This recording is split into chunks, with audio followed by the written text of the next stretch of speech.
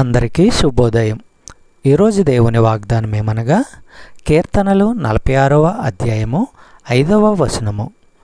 ఆ నగరములో దేవుడు ఉన్నాడు, దాన్ని ఏది కదల్చదు. తెల్లవారగానే దేవుడు దానికి సహాయము చేస్తాడు.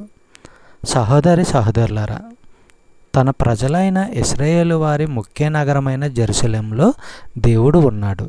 ఇప్పుడు ఆయన పరలోక జెరూసలేంలో తన సంఘంలో కూడా ఉన్నాడు. సంఘము నగరంతో ఇక్కడ పోల్చబడింది. ప్రకటన గ్రంథము 21వ అధ్యాయము 22వ వచనము మనము పరిశీలించినట్లయితే, నగరంలో ఏ దేవాలయము నాకు కనిపించలేదు, దాని దేవాలయము అమిత శక్తి గలవాడు ప్రభువు అయిన దేవుడే గొర్రెపిల్లే.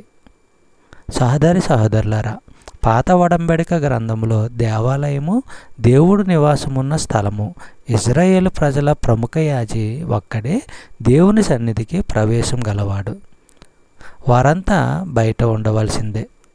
తక్కిన వారంతా బయట ఉండవలసిందే. కొత్త జెరూసలేములోనైతే దేవాలయము దేవుడు క్రీస్తే. ఆయన ప్రజలంతా ఆయన సన్నిధానంలో ఆయనలో నివాసం ఉంటారు. చెప్పబడిన వాగ్దానము దేవుడు దీవించి ఆశీర్వదించును గాక. ఆమేన్.